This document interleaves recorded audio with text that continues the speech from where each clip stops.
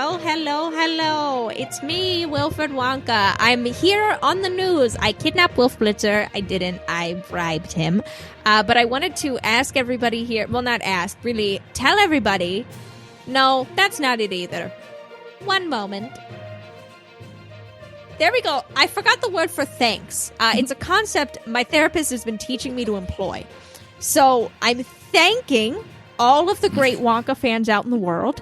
They've been very supportive of my Nutget line, my Nougat Nutget line. Very, very cool. A lot of people thought that one wouldn't take off, but the real Wonkonians knew and believed, and they rushed down to the little shelves, tapped on their little toes, and ordered a reasonable amount of Nutget. And I appreciate your guys' restraint. I think as a businessman, I should be telling you to get more, but also I think Nutget, it's an acquired taste. Took me a while to like it myself. I get it, but I appreciate y'all trying it.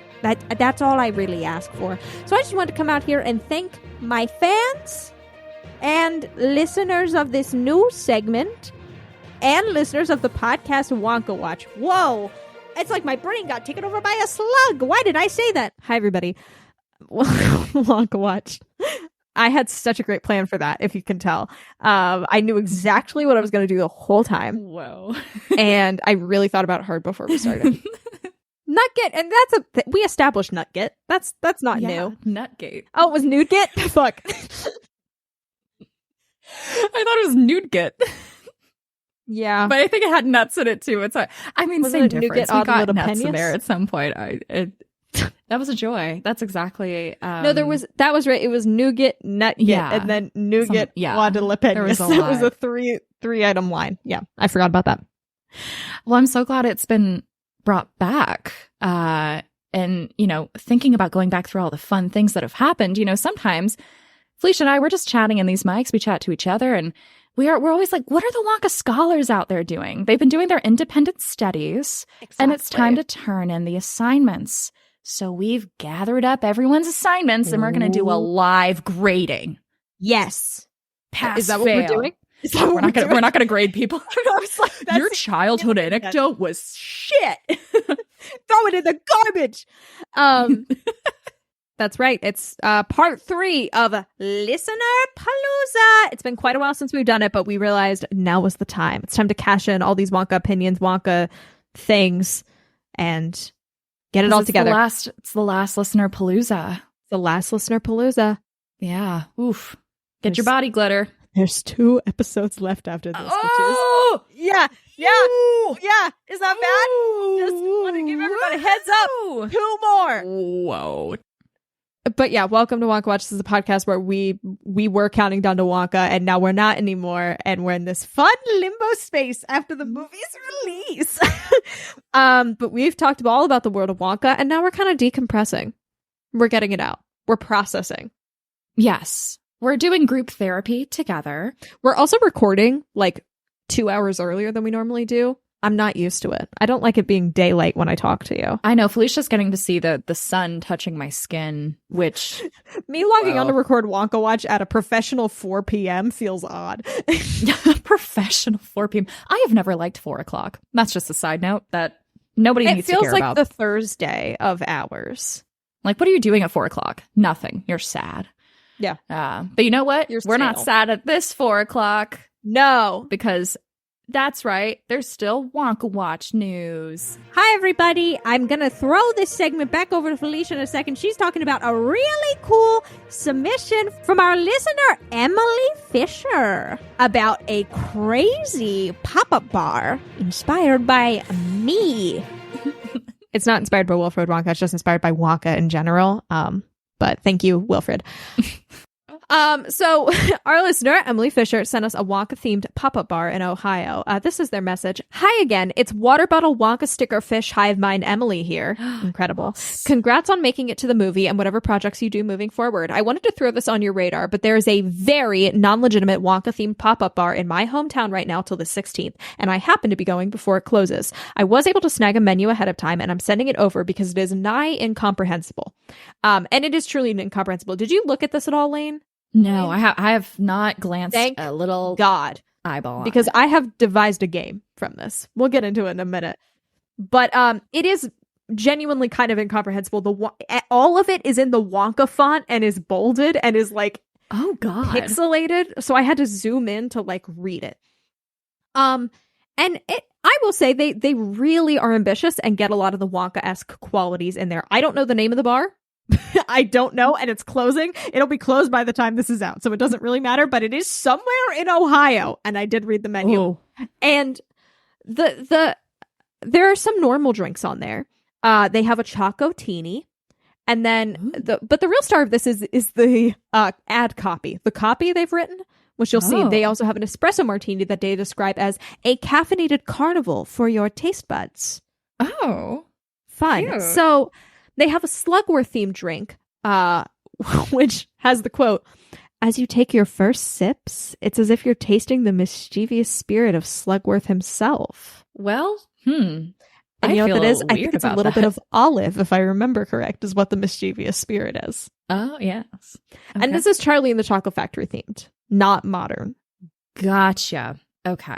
If it was modern, I would be even more intrigued, but I'm still intrigued by this because of their word choices. This is the thing that really caught me off guard. They have a thing called the Old Timer's Delight, which in it boldly, this is the boldest statement I've heard in a while. This refined concoction begins with Maker's Mark, a very fine bourbon, a tribute to the ageless sophistication that Grandpa Joe embodies.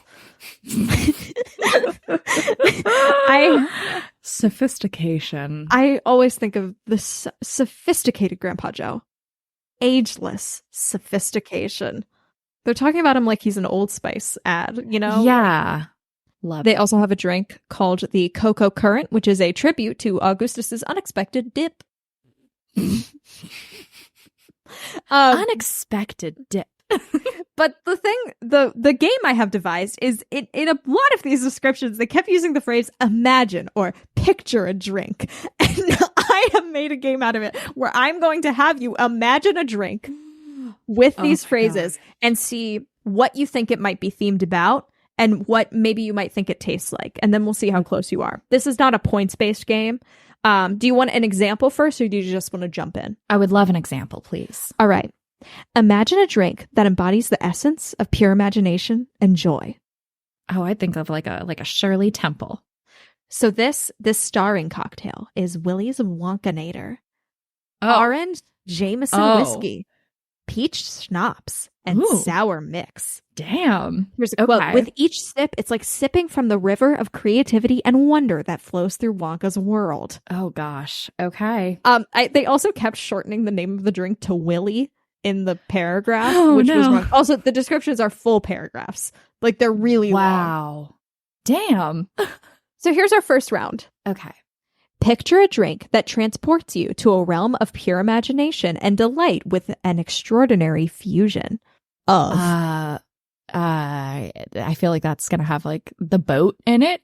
The boat. And it'll have schnapps in it. And it's like Wonka's kooky boat tunnel that comes with a chocolate swirl shaving. That would be fun. It's actually the Purple Prismabulous. What? What the fuck is a prismabulous? Nothing. It's got grape vodka, white grape juice, and a dash of soda water, and it's inspired by the world of Wonka. Purple Prismabulous. Wow. Okay. That's a fun name. It's a fun name. They did try. You can't say they didn't try with this one. Oh, for sure. They went hard, and I appreciate that. Imagine a drink that transports you to the frontier of flavor and excitement. Loompa Land. We're gonna have something with like Loompa Land Frontier. That's what makes me think that. What else could Frontier be associated with? Alaska. It was the last frontier, but then space became the final front. Anyway, what else could be a frontier? I don't know. Why am I only thinking of the Civil War? I am clutching my Allen wrench for dear life. What was it again? The frontier of I got stuck on frontier, and I need to transports you to the frontier of flavor and excitement. The factory, the boat, Wonka's boat. Well, it's the Wild West Whirlwind Delicious. What the fuck? I can't tell if I need to be thinking of actual Wonka things or if I'm just going fucking off the walls, because each one has had a different thing. Like Wonkanator, I'm like, yeah, oh, okay, we're doing like hardcore Wonka thing. And now fucking Wonka's Wild What the fuck? No, this is a Mike TV inspired drink because he's obsessed with cowboys in 1971. Oh, wow. Not many people pull on. So I was impressed at them to do that. Yeah. I mean, good for them. Vodka, triple sec, lime juice, soda water, and Pop Rocks. Picture a drink that captures the essence of transformation. Oh, it's going to be like a blueberry, the blueberry blast, and it's going to have vodka and a berry on a toothpick. I will say first, the full quote is, picture a drink that captures the essence of transformation, just like our dear Violet Beauregard. So the drink is called Violet, You're Turning Violet. So that's just a quote. Blueberry vodka, lemonade, simple syrup, and then either Sprite or soda water. So you did pretty well there. You got that one. That sounds like a really good drink also. Also, like, you're not going to get these at all. Oh, no, yeah. Imagine a drink that transports you to a world of oversized fun where marshmallows and merriment collide. Wonka's bouncy, mellow meringue crisis. Well, this one's called What Up, Peeps? Because it's just Peeps is inspired. So this is when we do our yeah, this place is all over the shop. Marshmallow infused vodka and sweet cream served in a bunny peep shaped ceramic shot glass. And this has my favorite quote of the whole thing. How to drink it? Well, that's where the magic of What's Up, Peeps comes in. It's up to you to decipher the whimsical ways of this oversized shot. I don't think they know how to drink it. Would buy that in a heartbeat. That sounds amazing. But do they know how to drink it? This one was just wild to me because I was like, all the others, I'm like, okay, I see a link between these. Yeah. Imagine a drink that brings together the freshness of a garden with the zing of a classic cocktail.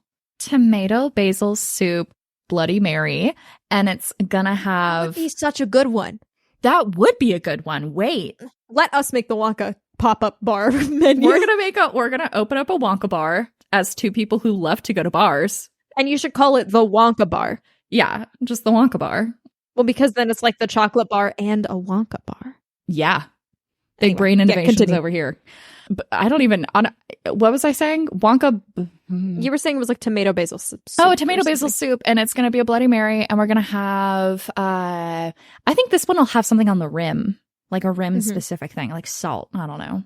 Well, this is the Bucket Mule.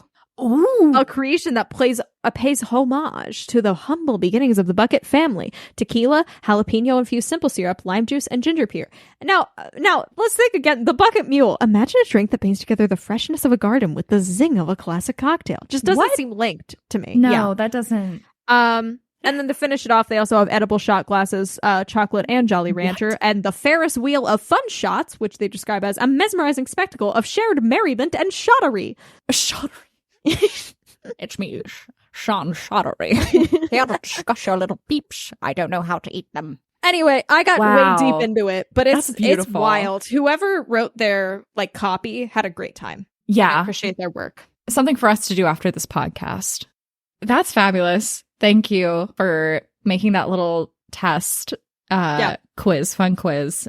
I thought I'd feel a lot more rage about their names, but honestly, kudos to them. Their names were great. I think the only thing that made me go, what? Was them saying Grandpa Joe embodied ageless sophistication. That was crazy. Okay. Well, Wilford's back, and I don't know who I am, but I'm here. I'm retiring from the news, and I'm going to let Wilford tell you about it's starting. He's just going to say... Whoa! Listenerpalooza is starting. Is that how you wanted? Is that what you wanted from me? Yep, that's perfect. Thanks, bud. Yeah, no problem. I gotta go skin some limes for a bar I'm trying to open. But it's a secret. Well, it is. We are live. So everyone. It's a secret between me, you, and everyone in the world. Oh, it's like Hannah Montana. Okie dokie, listener palooza. We've got a lot of fun to try to get through. Anything we don't get through, we're going to try to like pop in this feed at some point. But just an overall thank you so much, Wonka Scholars, for turning in your homework, sending us DMs, emails, responding to the Instagram story stuff. Much appreciated. I always love this episode because, again, this is all from you. All from you. So we're going to start off pretty tame. And then we'll kind of dabble into the bizarre a little bit. Like, we got to warm up, right? Yeah, I agree. Our first submission is from Micah.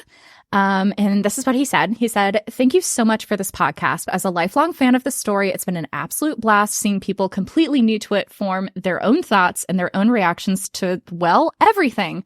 I'm going to miss this podcast so much, but I guarantee that I'll definitely be re-listening every now and then, especially the Broadway review episodes. For the last Listenerpalooza, I wanted to send in my current collection of Wonka merch. The new additions are the Wonka IHOP menu." Hell yeah. Whoa. Sorry, that was a genuine cough. Or my body just responded. The Wonka figurine, and I'll share photos with you, Felicia, in just a second. A poster from the movie from an actual movie theater, bracelets I made, and movie tickets. The most expensive item is the Broadway cast signed playbill at almost $150, and the cheapest is the vinyl record at about $4, which, yes, Felicia, it is the Roald Dahl audiobook vinyl. Oh my God, hell Chocolate Factory. Felicia, I'm going to share everything with you, but first, let's look at these bracelets. Take a gander at what one of these bracelets says. Oh my God.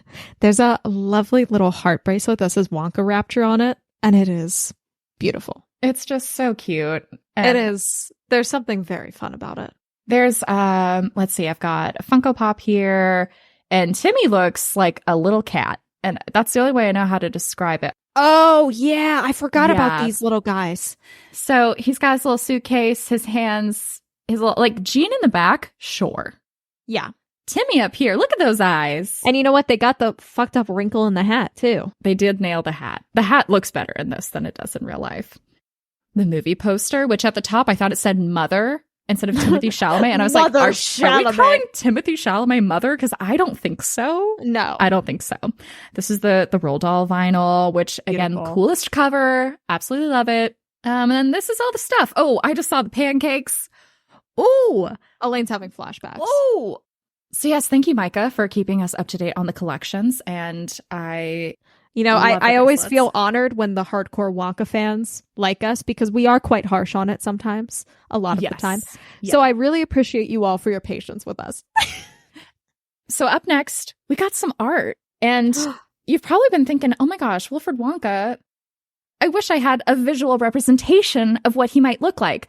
Well, look no farther, because Wonka scholar Elsie fucking drew some Wonka Wilfred stills, and they're everything. How would you describe these to the listeners? So it is kind of, if you know, it is like if you took the Quentin Blake or Alton Toller's Wonka and kind of made him a little more raggedy. And that's the energy that I have always thought of him. He looks like he's barely holding it together. The last photo, he is wearing a Hawaiian shirt and drinking stuff out of a big curly straw. And it does make me very happy. He kind of looks like a VeggieTales character from something very specific in the final one, but it's just because of the glasses. I don't know what that is. Is that from what character am I thinking of? It's distressing me. Yeah. Something to haunt you for the rest of the episode. Who is the character with plain glasses? Oh, the potato? No. It's like this tall child. I'm thinking of Muppets. No. The asparagus?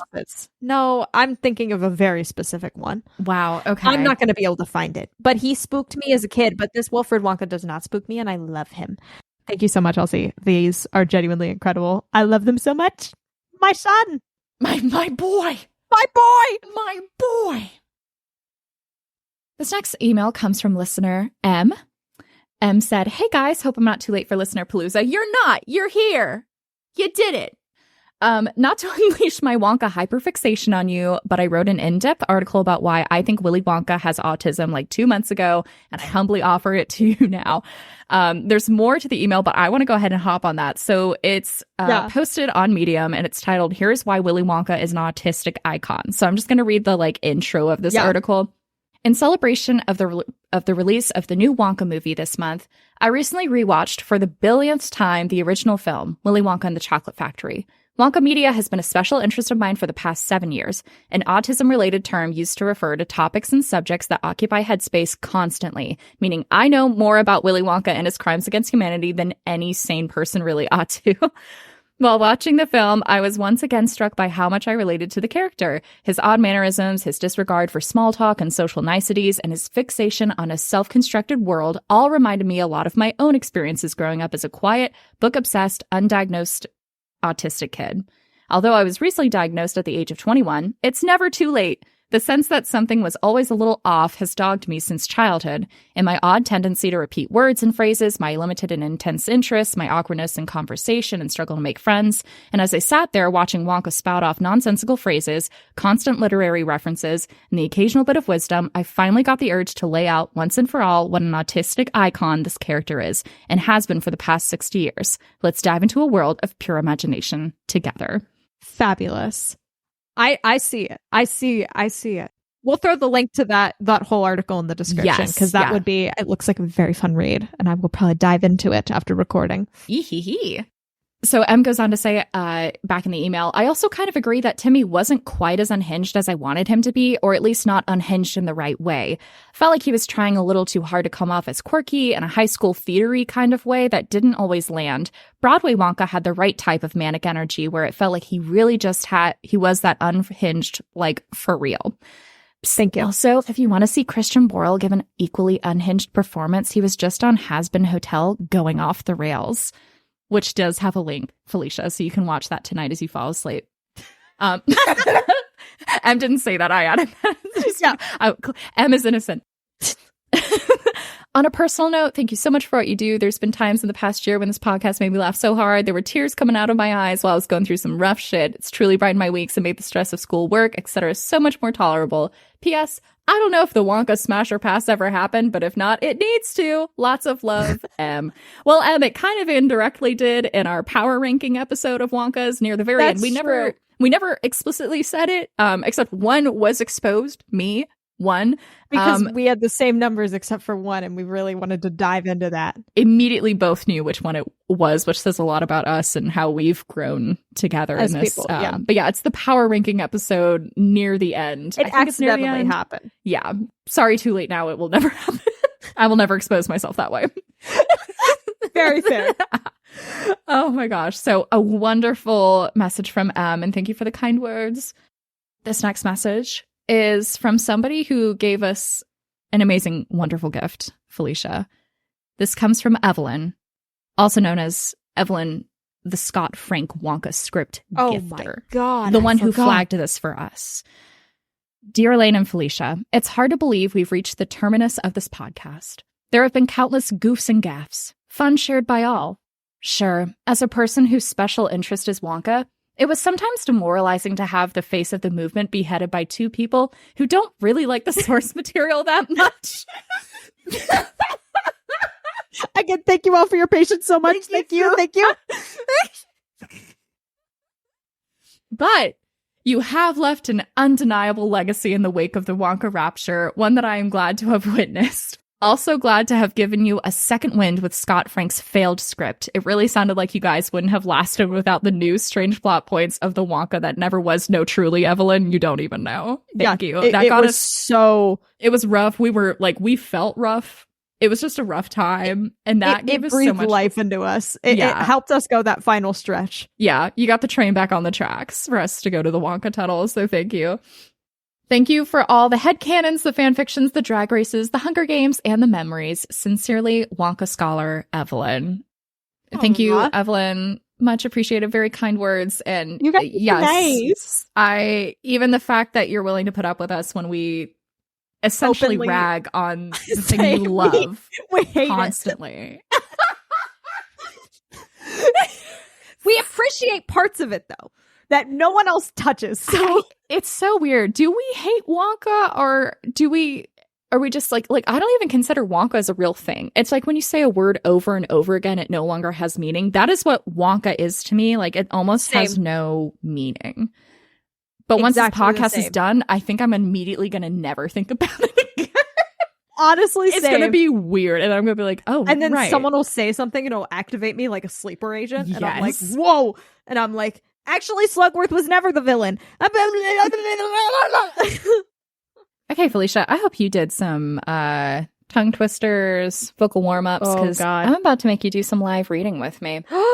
Beautiful. So, the email. This comes from Kate. This is how it starts. So, this past summer, I listened to episode 30. You know, the one where y'all created a Wonka jukebox musical. Now, I'm something of a playwright, and I was deep in the trenches of a Wonka special interest. So I thought to myself, there's a running thing. I did not even realize that these all Look, we attract a certain type of listener. I love it. And again, I cannot express how lovely and kind everyone's been when we do genuinely. We just like joke on it so much, but I'm glad that like we can all love it in our own way together. Yes. And it's so funny to me. Y'all are so nice. But yes. And I was deep in the trenches of a Wonka's special interest. So I thought to myself, hey, why don't I write that jukebox musical? And then I did. It's not finished yet, but I thought I'd send in what I had. Is it good? Not very. Did I switch out some songs? Yes. Sorry. And thank you. Attached, you will find the first draft of your Wonka jukebox musical. I haven't progressed very far beyond post-Violet death, but if I do get there... So in this version, they die. Yeah. Well, but if I do get there, I'll send an updated version, please. I also have written the last scene. Actually, the first part I wrote. There are also some general notes at the beginning for myself, such as character notes and some costumes. Wonka, comma, Kate. Wow. So the script is 65 pages long. Oh my God. And I tried to read as much as I could. So I hopped around a bit and I chose some scenes from the beginning. So throughout the episode, we're going to read some of these scenes live. I didn't look at the ending scenes, so maybe that'll pop up later in our lives. And I thought, okay, someone's written the musical for us. We have to act out some of it. You know, we got it. There are our little gems. So just to start off, to get some notes. So Coffee Homeground, which is by Kate Bush. So this is the song for the Chocolate Spies. Yes. The note here was Fosse style dance, comma, think rich man's frog. So we got some Fosse style going on. And then, so these were just other notes with the songs that were there. So Charge It, Veruca Salt, this is where Wonka tases her. Wonderwall, this is where Charlie's at the factory before discovering the ticket. And then Strats with Weird Science by Oingo Boingo as Wonka intros the factory. Starts with Weird Science. I have that one. Wrong. Yeah, that one was in mine too. So that song plays as Wonka's introducing the factory, and the Oompa Loompas are like, I don't think they're Oompa Loompas in this one. The workers are like singing back to him. It was beautiful. So the first scene that we're going to read, oh my God. You are all the purple and I'm all the gold. So this scene, this is insane. This is so funny. Thank you so much. So we do have a new character. We have Marwyn, who, from what I briefly gathered, new character who is getting... our chocolate spies are plotting how to get rid of Wonka. Marwyn has either been hired or is known and is going to help the demise. So that's the new character. When we say Marwyn, that's who it is. Okay. So, one half of the stage is a press conference where Wonka stands in front of reporters. On the other half stand four men, the spies, conferring. Slugworth, Ficklegrubber, not Ficklegruber, Ficklegrubber, Prodnose, and Marwyn. Reporter 1. Mr. Wonka, how do you make the blimpos? Mr. Wonka, do you have any comments on Ficklegrubber's claims you stole his ideas? Mr. Wonka, is it true you're opening the factory? Why, yes. But wouldn't that allow others to see your secrets? I have no secrets. I believe that anyone could benefit from seeing my marvelous inventions, and I could benefit from anything they have to say. But couldn't the other chocolate makers steal your ideas? I suppose they could. But why would they? It would be clear that it is a creation of my own no matter what, and even if they had the same machinery as me, that doesn't mean theirs would be as good. The press conference freezes. Slugworth gestures exaggeratedly. You see how this could be big for us, right? I have to do it. You have to keep that. That is your Slugworth from here until the day you die. It started that way in the last recording, and now it won't stop. So good. Fickle Grubber. Absolutely I do, sir. But it also seems, I don't know, wrong? You're just a coward. The real issue is how we take his ideas without him knowing.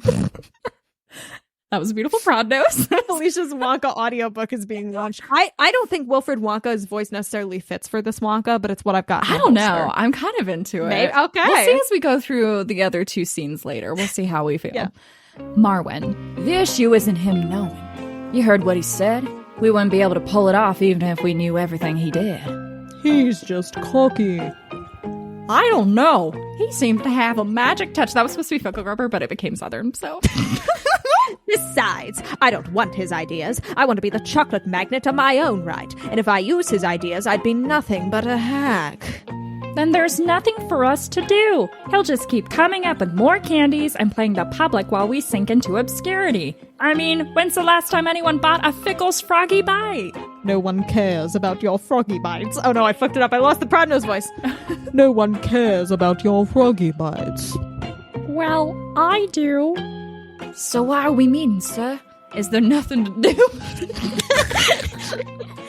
That's where you're wrong. There are several options. If we don't want to become the Candy Lords, how can we do that? By becoming better than him. By taking out the competition? Exactly. We need to get him off the market. Ideally, permanently. How do we do that? Murder? We can't murder him. Why not? His factory's open now. It would be rather easy, all things considered. Just one bad batch of chocolate could do the job. We just can't. Then what? Frame him for a crime? Oh, I like that. Murder could make him a martyr. But if he gets arrested, well, the public won't like him then, will they? And Wonka's brand as a whole will wither and die, and we'll be in charge.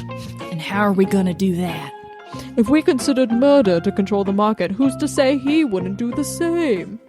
Frame him for the attempted murder of us! I like that. Okay, start planning. I love this. This is wild. I love it.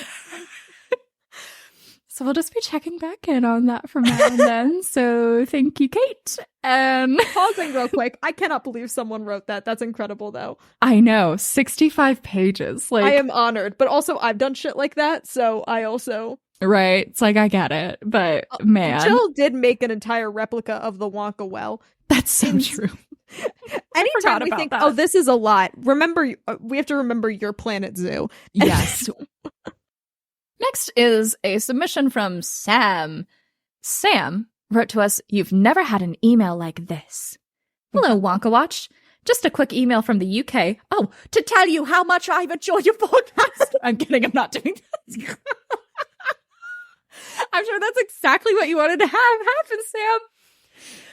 Just a quick email from the UK to tell you how much I've enjoyed your podcast. You've made the work hours fly by with your love for the big man himself. Parentheses, Willie. Me and a friend saw Wonka, but have to admit, we both took a big night out suite when we saw it. You could call it an incredible edible. Oh my God. God. I think it made for a very interesting screening. Hugo Loompa's intro made me put my head in my hands and question my life. One thing I'll take away from it is Patterson Joseph's fantastic portrayal as Slugworth. If you haven't seen Peep Show, where he plays sleazeball boss Alan Johnson, his performance is just as hilarious as it is in the movie. I actually looked it up after seeing, because I was like, what else has this fucker been in? And I watched some clips of it. It's good. Ooh. Whatever the Wonka well looks like next, just know it's been a pleasure listening to you both. You made my Spotify Wrap last year, and I hope your podcast efforts continue for a long time. You've never heard a podcast like this. Good day, sir. Sam. Incredible. Thank you so much. That was beautiful. I am so glad somebody took a big night out suite for that movie. Exactly. I think that may be how it was designed to be enjoyed, you know? Fabulous. Okay, now we're going to go through some quick punch DMs we've gotten. It's going to be Hell yeah. beautiful. First off, we have So. And So sent us so many beautiful things. We have art yet again, which I will copy and paste for you right now. But we have all the Wonkas beautifully drawn out with Stunning. little things, little comments they have. Fun times. Always love when we see all the Wonkas in like one picture put together. I don't know why. It just brings me a lot of joy. They're beautiful. So also was talking about how they're currently very hyperfixated on Gareth Snook's portrayal of Willie on the recent musical tour. So we didn't have a chance to really cover the recent one, but apparently there's some new lyrics in this updated version that kind of stood out a bit. So in one of the songs we have, "Are you frightened of the man you see before you? You think I'll hunt and devour you." Wow. But really, folks, I'm just a pussycat. Now, I don't know how much of this is also just in the original. We have some highlights, but I regardless, I don't care. Yeah. Here's another. "Once a trio of imposters stole my recipes. I ran into them and served them on bruschetta? Bruschetta? I've just never seen it written. BROCHETTE? I think that's bruschetta. Bruschetta? Oh, fuck.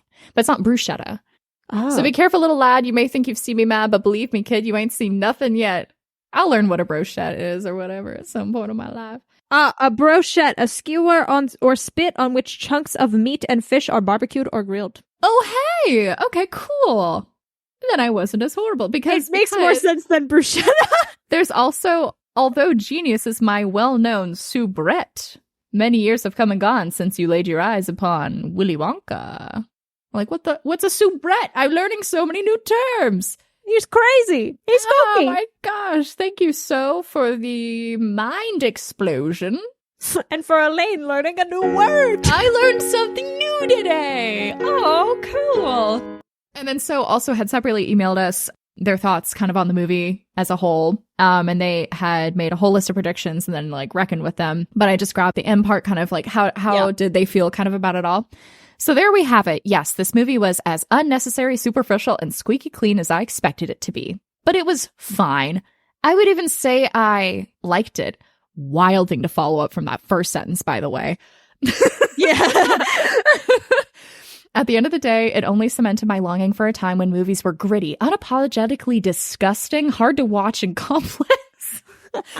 Well, I want to know what your favorite movies are, but I'll say it. Wonka 2023 was honestly, ... pretty good. Not perfect, mind, but genuinely well-made and successful at achieving what it was trying to be. In an ideal world, I would have loved to see a corruption arc, as we all would have. In an ideal world, there would be no Noodle or any of the other characters Willie makes friends with. Whoa. In an ideal world, Charlie / the bucket name would have been mentioned at least once. Seriously, why are there no references to the Golden Ticket Tour / the other children literally at all? In an ideal world, we would have gotten a complex and well-thought-out film about how this young, hopeful dreamer manipulates the masses into promoting him to be the most famous and celebrated man in the world. We would have seen him cause hurt and be hurt by others. That is Willie to me.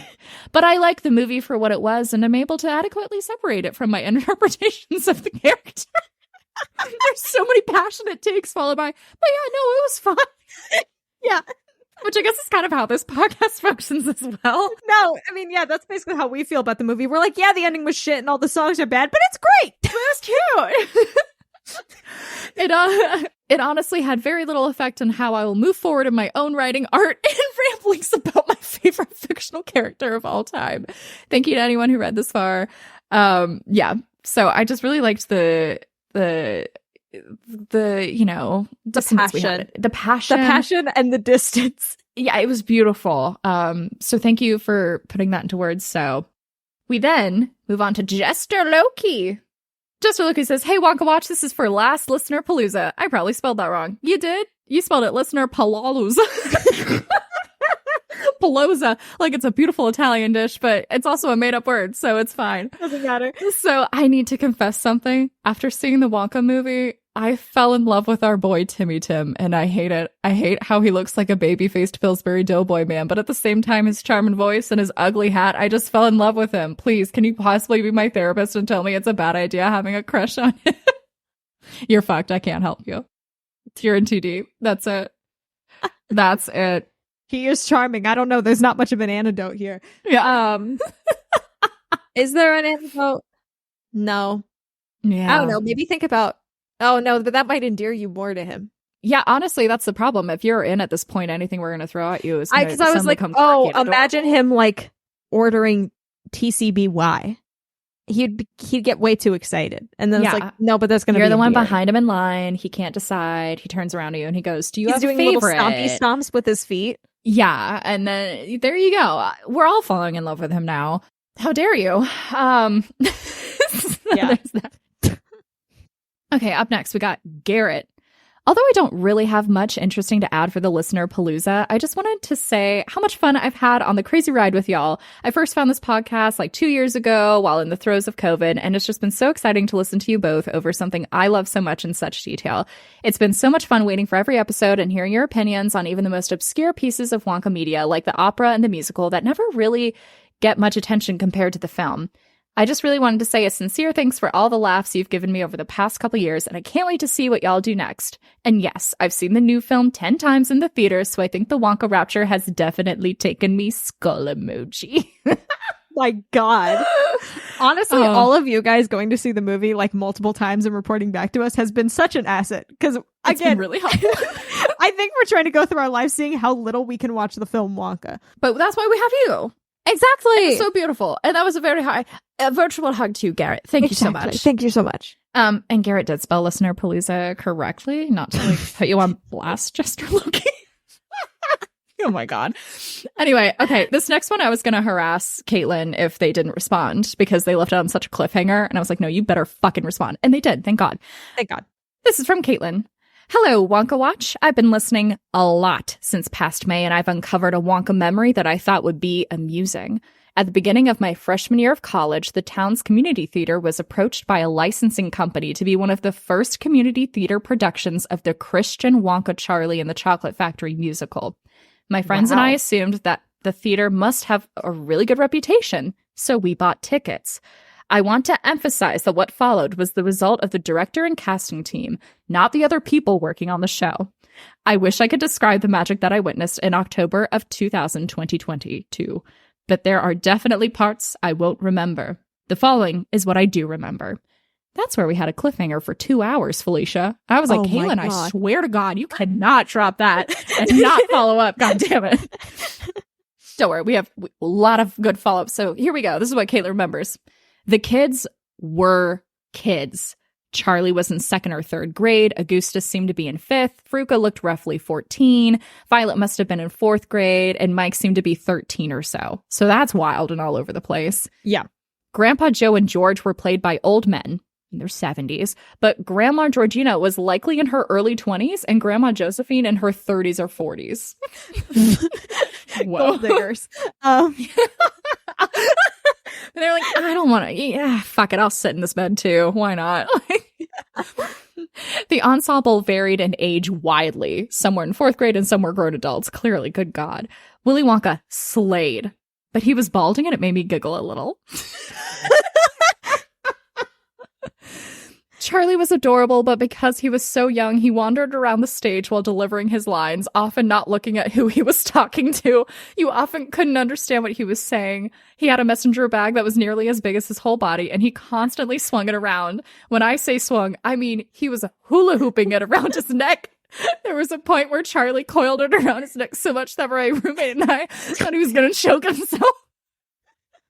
Oh my God. This reminds me, I played Winthrop in Music Man when I was 6 years old, and it was very that. Why was I cast? I don't know. I was the only one who auditioned with a lisp. The character has a lisp, and I was the only one who did. Oh my God. So I beat the 14-year-old who wanted it, and that must have stung for him. Oh, man. Okay, we're not done yet, though. The youngest grandma, Grandma Georgina, was wearing a surgical mask the whole time she was a grandma. She took it off when she became an Oompa Loompa. I'll get to that. So it was likely to hide how young she was. What? In the final number of Act 1, Grandpa Joe really struggled to get dressed. He wore a navy military jacket with epaulets and plaid suspenders that went up to his nipples. The suspenders got tangled around him, so he was kind of writhing. After Act 1 ended, my roommate and I turned to each other in glee with one thought on our minds. What about the Oompa Loompas? We were not disappointed. The Oompa Loompas were the ensemble, including the grandparents, in poorly attached green and orange wigs and cheap costumes. Grandpa George was the head Oompa Loompa, which was hilarious because he had a giant white mustache. We like to think Grandpa George liked to sneak out on certain days and become an Oompa Loompa, and the rest of the grandparents were too old to notice. After Augustus fell in the chocolate river, the Oompa Loompas came out with baseball bats and butter churners that had nails and blades hammered into. Oh my god! Veruca's ballet was not horrible, but rather than doing the practical effect where the squirrels chase her off stage and return with a doll decoy, they just picked her up and carried her off stage. Okay, that's like the first calm thing from this production. The glass I forgot about the ballet. I forgot about the ballet too. I did just have some very intense flashbacks. Yeah. The glass elevator was really cool. It was a big structure that moved across the stage. However, we could see Wonka controlling the elevator like a toy car. And then final remarks, I do want to emphasize that while the production was, quite frankly, one of the strangest pieces of theater I've ever seen and completely indescribable, the cast was very talented. I think a lot just went wrong. Working with kids is hard. I am delighted by Charlie Bucket's little messenger bag. I would love to watch that so hard. That sounds beautiful. That sounds like a true work of art. That's what we chase after at Wonka Watch, considering we like enshrine Puppet Wonka in canon, who was on a Tumblr post with, I think, with under 100 notes. Yeah. A quick little note in here. Our friend Rhino Stew, aka Luke, he had sent us a message with some thoughts, but I just wanted to announce one of his sentences, which was just in the subject line of the email he sent. Abacus Crunch is the new Grandpa Joe. In the body of the email is a meme, and it says, will you explain? And the person says no. So Abacus Crunch is which I read a previous email hates Abacus Crunch. Which I'll be honest, I also don't love Abacus Crunch, and I kind of agree with him that Abacus Crunch didn't need to be that much. But I mean, I kind of understand what he's talking about. I don't love Abacus Crunch. You know, I think I came in thinking I would love Abacus Crunch and came out with such an intense love of Slugworth that kind of eclipsed every other character. That's really fair. I do love Abacus Crunch, but not... I guess I just really love Jim Carter. That might be really what it is. Yeah. And I can't separate the two, and I won't. But as the new Grandpa Joe... It's bold. I think that's a bit much, Luke. Nothing like getting an email where the email is the subject line. Yeah. Oh, wait, I have one more thing. My other favorite quote from one of Luke's emails. You know, Luke was pretty harsh on Wonka 2023 when it came out. But he came back with an email to us that did genuinely make me feel like, yeah, now he gets it, where we're coming from, where he said, honestly, Wonka 2023 is a success because I forgot how goddamn low the bar was set by Tom and Jerry Wonka. Wow. If this sucks could be distilled down to an essence and spread over a theatrical runtime, it's Tom and Jerry Wonka. Did I mention, I still can't finish the damn thing. How the hell have you two been watching this crap? Would I have tried to watch it if I hadn't been on the podcast? Probably a lot of things. That was just my favorite because I was just like, you know, I think our appreciation of Wonka has been warped by our history. And I think once you've experienced the shit that we've sat through, you get why we're like, this movie's pretty fucking good, guys. It had a plot, and it was new. Yeah. Oh my gosh. That's all it took for us. Yeah. That's why we're like, wow, no hearkening to any of the other stuff for the most part. Beautiful. A gift. So beautiful. And now I give you scene 2. Now this scene is where we focus on the Bucket household, and they have the news on. That's really what's important. Gas prices are up by 2%. I know. Absolutely riveting, isn't it, Grandma? Joe, every piece of information counts, Charlie. One must be smart with their money. And then we have Fiona, who's Charlie's mom. Yes, Dad, and that's why he has a job. He's already learning about budgeting. Hey, maybe you'll be an accountant one day. Yeah, if the school gets rid of that blasted math teacher. Mr. Thompson is nice. Yeah, and he can't teach. That's fair. Oh, looks like Fickle Grubber's got a new candy. Oh, what is it? An edible puppet? What does that even mean? It looks like, imagine Pinocchio, but made of hard candy and terrifying. Pinocchio is always terrifying, and I'll stand by that. Are you gonna buy one? I don't think so. Doesn't seem to be any real innovation in it. I bet that the whole thing entirely falls apart with one good shake. The joints barely seem connected. Good call. It doesn't seem tasty either. The boy doesn't care about taste. He's right. So Charlie's mini Wonka here. He's got it all together. I just loved this like weird family dynamic. It cracked me. It reminded me of a Great Big Beautiful Tomorrow Carousel of Progress. Like this was one of those scenes. I just imagined like that's all I could see was Carousel of Progress, and I just love that. This oven's automatic. What are the fucking scenes? Oh yeah, I've seen it so many times. the video game or whatever, like virtual reality. And they're like this. Yeah. And thus is scene 2 of the Wonka Jukebox musical. We now move on to someone's dream palace. Ooh! This comes from Amy. Hello, scholars. I would just like, I don't know why I made you like the bitch of private school, but I did. And that I'm so sorry, but I'm going to keep it. Hello, scholars. I would just like to inform you that you have crossed into the dream realm. A few nights after seeing Wonka, I dreamt that I met you in the streets of Paris. Only a few moments from the dream really stand out. The first is that I greeted you with a very stiff and unnatural, "Hello, nice to meet you." Next is that Felicia showed me very excitedly to a cafe where the decor consisted entirely of postal stamps, which looked more like fridge magnets. Oh, so would. I would. That would be my favorite place. I'd frequent frequently. I'd frequent frequently. The last thing I remember is that we discussed the Wonka movie, but the only part of it that I remember is me telling you I thought, quote, the consistency of the chocolate was quite inconsistent throughout the movie. That is all, really. I must say that I enjoy the movie. I saw it with my friends, and before going to the cinema, we watched both of the previous Wonka films. We all hated the 1971 version because we are European teens who grew up with the 2005 version with no nostalgia for 1971. Why is that the plot for a sitcom right there? European teens who grew up with the 2005 version and no nostalgia for 1971. I was dumping Wonka factoids the whole time, and it was delightful. That is my experience of the rapture. I'm glad to hear you are holding up well in the post-Wonka rapture world. May you enjoy your new Wonka treehouse. All the best and consistent chocolate, Amy. Thank you, Amy. That was lovely. That was something else. So I really want to go there. I did used to live by a stamp museum. We wouldn't have been able to go because downtown was flooded, Felicia. Otherwise, I would have taken you. I did. One of my favorite museums in DC, I think the most underrated Smithsonian, is the Postal Service Museum. Yes. It's so good. Of course you would also like it. I'm getting so pumped about it. You got taken over by some spirit of the Postal Service. Free museum about niche things. And it was interactive too. Oh. Now we're going to enter another email. And this is sent from Molly. Hi, Felicia and Elaine. I love your pod. It's my favorite podcast. It brings me so much joy to listen to. In your most recent episode about Wonka predictions, you mentioned that we didn't get a backstory on his cane. I wanted to share a fun take on his cane that would mean the world to me if you'd mention it in an episode.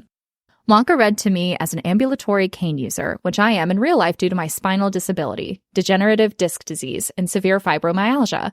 Ambulatory mobility aid users are people who can still function without their aid, but we still rely heavily on them. Essentially, mobility aid users who aren't paralyzed. This is something rarely ever shown in media, let alone with young characters. So seeing young Wonka use a cane actively to walk, as opposed to Gene and Johnny Wonka, who mostly just spin their canes around and carry them, seeing Wonka actually use his as a proper mobility aid, while still being able to dance and move without it, meant a lot to me. I know it may seem like something small, but to those of us living with disabilities that affect our day-to-day mobility, any kind of representation matters, and to see it in such a big way in a major motion picture was really invigorating. Anyway, would love to hear y'all's take on this, or any commentary/discussions on all the Wonka's cane usage.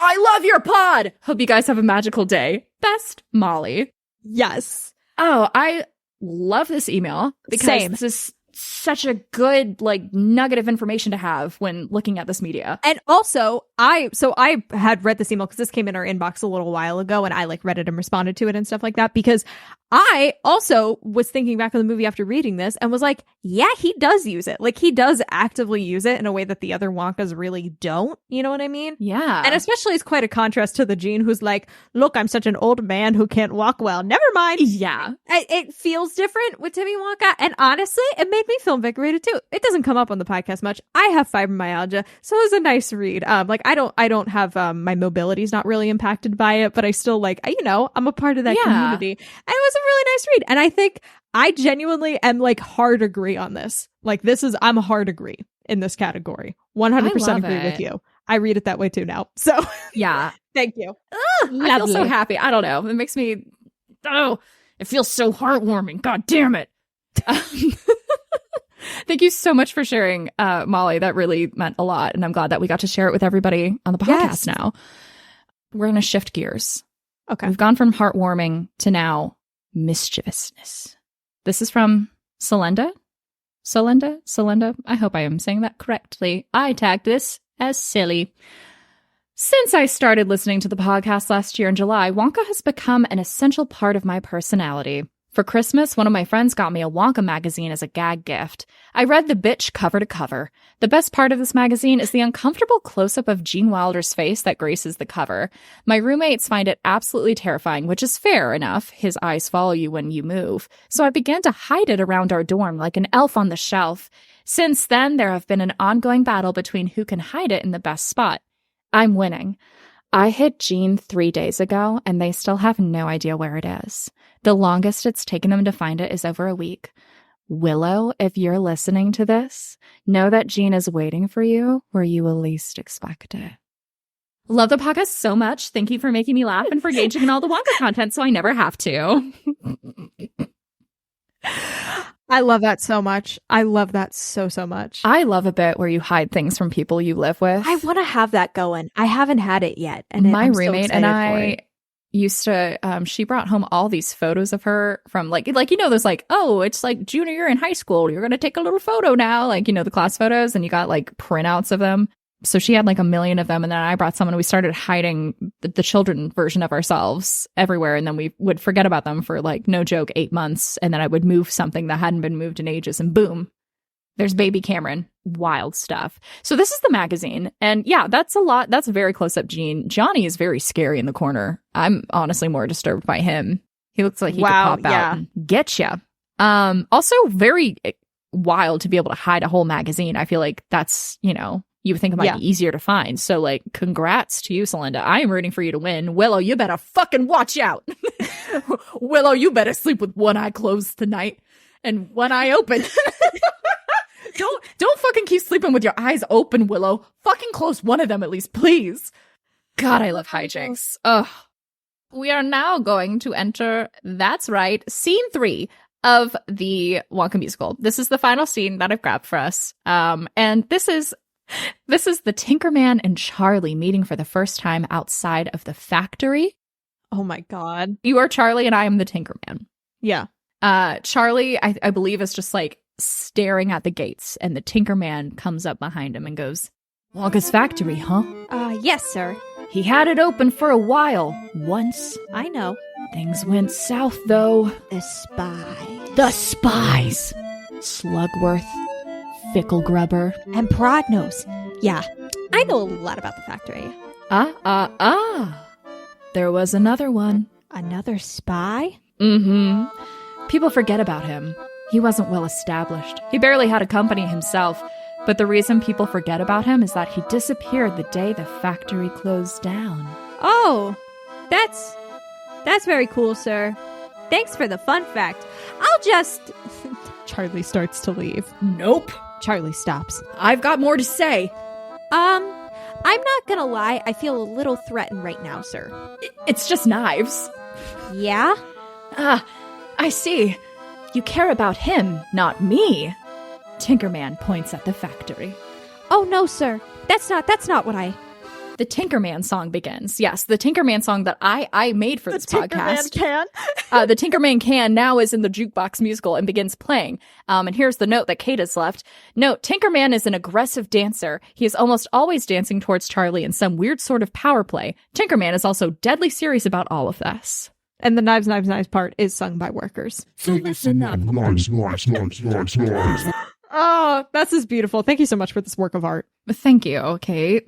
Up next, don't worry, we have another piece of art. We have a manuscript, we've had beautiful drawings made, and now we have a fan fiction.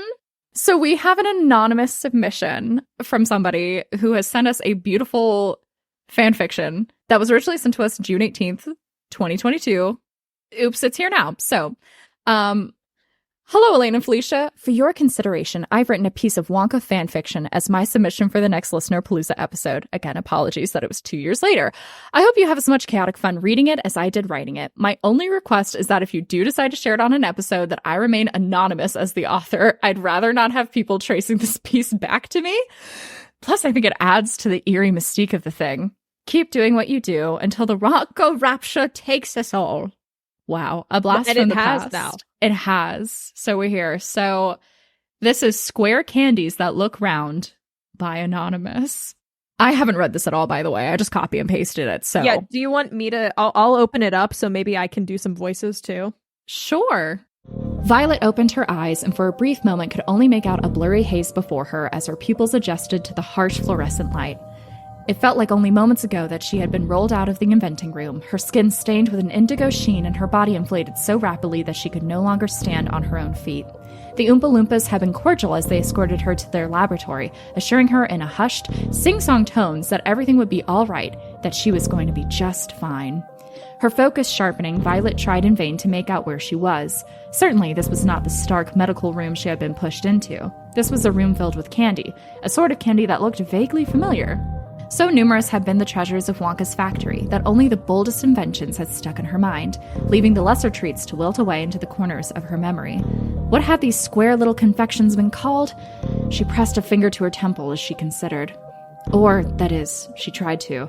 But when she intended to bring her arm up toward her face, she felt no movement at her shoulder. She tried again, attempting to feel even the smallest budge, an indication that her arm hadn't been fully paralyzed.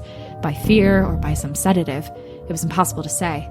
Desperate, she tried to turn her head to look, but with dawning horror, she realized she couldn't even do that. From her neck downwards, she felt no sensation of her body whatsoever. Where am I? She whimpered plaintively, barely expecting a response. "Who is that?" came a confused German-accented response. Violet spun her eyes as hard as she could to the side, but couldn't make out her companion. But the voice was distinct enough that she had a good idea who it could be. Augustus! She cried out, praying she was right. "Is that the horrid chewing gum girl?" Augustus replied. A new voice from behind her scoffed. Don't insult her. You're no better off her, glutton. Veruca, thought Violet. Thankfully, she wasn't entirely alone in this odd predicament. Is Mike here too? Yeah, I'm here, came Mike's nasally voice. Looks like everyone but that impoverished fifth kid is here. Guess he won the lifetime supply of chocolate. Violet rolled her eyes. She had known that Charlie was going to win from the beginning. She could be the best at gum chewing all she wanted. That cantankerous old Candyman loved a sob story, and Charlie and his feeble grandfather provided that in spades. She and her fellow ticket winners hadn't a chance. "And now look at us," said Augustus woefully. "What a sorry state we're in now." "Can it, River Boy? At least we're all awake." Violet tried once again to feel any part of her body beyond her face, but everything seemed to be uncontactable. Sorry, that I looked at that word and I was like, that word looks like a water slide, and I don't know how to explain that, and I got really stuck on that, and then I just was having a fun time finishing saying that word. Even the sensation of touch had left her, and she seemed only to be a floating head. What was she, she wondered. She looked around the room, searching more desperately with each passing minute for some answer, some clue as to where or what she was. When she had nearly lost all hope, suddenly there came the long, distant sound of footsteps. In her sight, Violet could see a doorway and knew the steps were coming from beyond it. "Brace yourselves! Abandoned ship!" I bet it's just that Willy Wonka again, coming here to gloat about what he's turned us into. Turned us into, thought Violet with mounting horror. The footsteps grew closer and closer, the eerie tremors echoing across the room, before finally she heard the squeaky hinges of the door give way, and watched as a slim, shadowy figure made their way into the lab. Show yourself! Who are you? What have you done with us? The figure laughed, a smirking chuckle filled with sawdust. Oh, it's not what I've done to you. You've done this to yourself, my little bonbon. Never has that My Little Bonbons been said with such villainous tone. Thank you. The figure stepped from the shadows, allowing the harsh, unnatural light to cast a glow over his sharply ironed tie, his sunken cheekbones, and his sickly brown eyes that peered down through octagonal, rimless glasses. Slugworth! I knew you were up to no good. You won't get away with this. Once Willy Wonka knows what you're up to, he'll put a stop to this. Slugworth once again laughed his wheezing, silty laugh. You're not so innocent, little ones. He said, each word a deliberate wound to the hopes of the children. To think all this time you believe that Willie and I were enemies. You work for him? I take care of things he doesn't like to trouble himself with. For a man who spends his day elbow deep in confectioner sugar, he certainly doesn't like to get his hands dirty. Violet felt a new fear begin to rise in her chest, or rather, where the ghostly imprint of her chest felt like it ought to be. Are we trapped here? Trapped? Oh, certainly not. You'll all be shipped out in your own time. After all, you'll go stale before long. Stale? What do you mean? Isn't it obvious, pea-brain? He's turned us all into chocolate, of course. Just wait until my father hears about this. Slugworth barely reacted. So sure of yourselves, always so certain that you're right. Well, may I give you a little correction? Violet watched as Slugworth approached the table, which caused her to realize that, whatever state she was in, she was staring out from the surface of the tabletop, rendering Slugworth a demonic giant in her view. He reached a hand over Violet, taking hold of something behind her before bringing it back to himself with both hands. While Violet may have feared that he was taking a hold of a knife or a rolling pin, he instead returned with... A mirror! Very good. All the better to see the truth with. He held the mirror in front of the table and slowly turned it around so Violet could see herself in its reflection. In an instant, Violet recalled the candies that were all around her from earlier that day on her factory tour. Wonka had only made a brief stop in the room, but the candies had so puzzled her that she wondered how she had forgotten them. Rather than her own face in the mirror, she saw only the reflection of a small white box, slightly larger than a sugar cube, with no other defining features besides her own terrified eyes and aghast mouth emerging from the side. No! Cried Mike, his fear finally showing through. This can't be happening. You've turned us all into square candies that look round. You'd be surprised how difficult they are to make. No, not everyone is as willing to let their soul be placed in a petit four.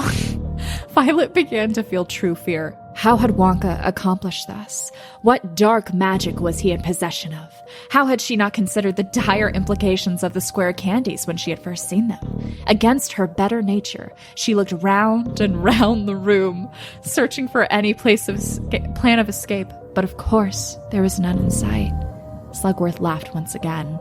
However, who is more deserving of a fate like this than 4 children who simply cannot follow the rules? Violet wanted to retort the statement, to really give this evil Candyman a taste of his own cruel medicine. But before she could do so, the factory whistle cried out mournfully from elsewhere in the factory. Ah, it looks like it's about departure time. departure? We're leaving already? Oh, not you exactly, although it may seem like that to the rest of the world. Here, shall I show you? Violet felt an unevenness and then watched the room spin around her as Slugworth picked up the baking sheet she was lying on and carried it over to a window at the far side of the room. Her eyes adjusted once again to the bright light of day outside before she recognized she was looking down over the courtyard where they had first entered the factory that morning. An expectant crowd was still gathered at the gate, looking up at the edificial grandeur of the building, but none of that caught her attention quite as viscerally as the 8 figures now crossing the courtyard the other way, returning from the factory to the gates. Is that us? In a sense.